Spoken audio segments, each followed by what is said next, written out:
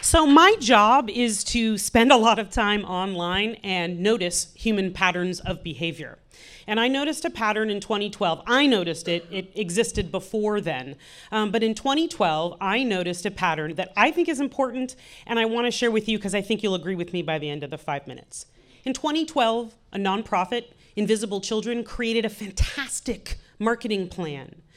They wanted to expose and make awareness around the warlord Joseph Kony. He kidnapped people, made children child soldiers, and killed mass quantities of people. Spoiler, this didn't end well. Joseph Kony is still at large. Invisible Children no longer exists, and the videographer that made a fantastic video, Jason Russell, ended up talking to himself, having a mental break, masturbating in public. Bad ending. So I had a friend that said, this is first world angst. There isn't all bark, no bite. And I think this is a waste of effort. And I said, I hear you, it's valid, but there's something happening here that I'm recognizing, that people have power and they're just starting to figure it out. So I want to take you on a timeline. 2003, Scientology is attacked by Anonymous, their first conscious social justice warrior endeavor.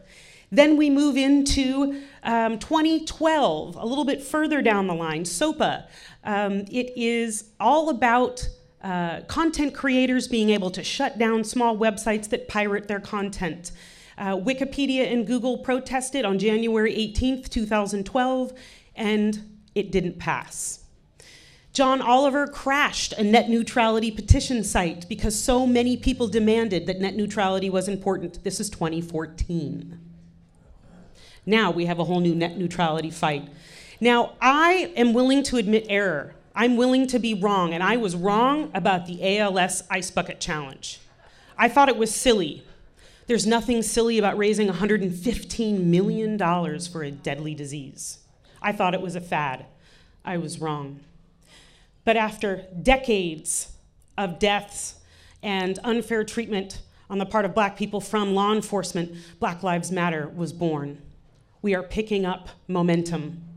Then we go into I Stand with the Med, a young boy that built a clock for his science fair and was thrown out of school because he was accused of being a terrorist and making a bomb. President Obama invited him to the White House and said, I stand with Ahmed. Then we have the ongoing refugee crisis. Unstable countries around the world, and people are saying, I don't care what my government says, our doors are open. Refugees are welcome. This was a song sung around the world. 2015, the marriage equality was passed by the Supreme Court in the United States. Our voice was heard. If you use this hashtag, they heard you. This keeps building momentum. REI had Opt Outside instead of Black Friday, which I still participate in at Laguna de Santa Rosa. And my favorite, Like a Girl. If you tell me that I run like a girl, I will say, run faster and you can catch up with me. No Dapple at Standing Rock. Water protectors fought for their civil rights as they were being blasted with fire hoses. Many of us in this community participated. I know I stood up all night on Twitter putting out that information. Some people decided to take a knee.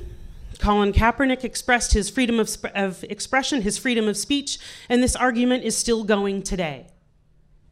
Then, of course, the Women's March, 1 and 2. Let's see how many we have. The groundswell, some of the largest marches our country, our world has ever seen with a hashtag. And then you move into our current state of affairs, Me Too and Time's Up, about sexual harassment, sexual abuse, and sexual violence. And Time's Up is the legal organization that is set up to help people that need help and can't afford it. When I tell this story, I normally compare it to a dragon. And I say it's like watching a dragon figure out that it has wings, and then flexing them, and then taking off. It's really beautiful. So if you lose hope, or I lose hope, let's remind each other that we are dragons. And together, the power of our voice is unstoppable. Thank you.